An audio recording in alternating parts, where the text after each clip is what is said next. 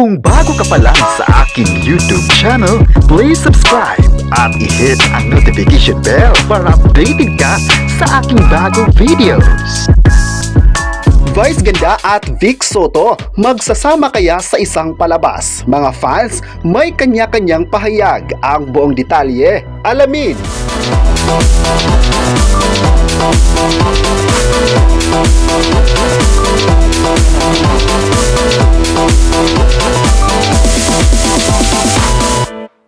True na kaya ang chika na may balak na magsanib puwersa ang phenomenal box office star na si Vice Ganda at comedy icon na si Vic Soto? May bulong-bulungan na posibleng magsama hanggang pelikula sina Vice at Bossing Vic na ilalaban daw sa Metro Manila Film Festival 2026. In fairness, maraming na-excite at natuwa nang lumabas ang balitang malaki ang posibilidad na magkakaroon ng entry sina Vice at Bossing sa Metro Manila Film Festival this coming December. Bukod dito ay may chika rin na magtatambal uli sa pelikula ang kapuso primetime king at queen na sina Dingdong Dantes at Marian Rivera para sa muli lang pagsali sa Metro Manila Film Festival. Matatanda ang naging top grosser sa MMFF 2023 ang entry lang Rewind na nagtala rin ng record bilang isa sa highest grossing Filipino film of all time sa Pilipinas.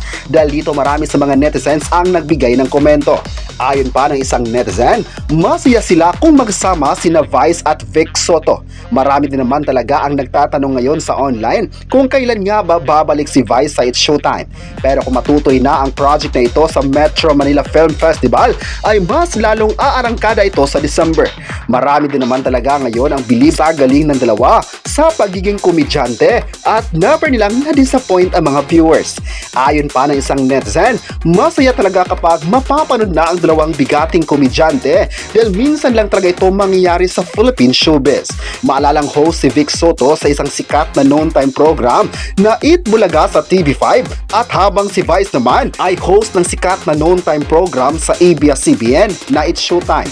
Pareho silang magagaling kaya bagay na bagay sa isang pelikula.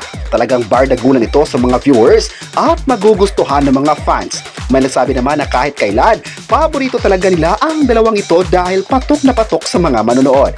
Ilang beses na rin silang ikinukumpara ng mga fans pero ngayon ay magandang balita ito kung matutuloy. Thankful naman ang mga fans sa usap-usapang pagsasama na ito dahil mas lalong lalakas ang takilya dahil sa talento ng mga Pinoy. May nagsabi naman na iba talaga ang galing ng Pinoy dahil pang world class ang aktingan mula sa pagiging komedyante at maging sa drama. Kayo, ano ang masabi nyo na may abangan ng lahat sa posibleng collab ni Vice at Vic Soto? I-comment na kung sang-ayon ka ba sa collab na ito at huwag kalimutang i-subscribe ang ating YouTube channel.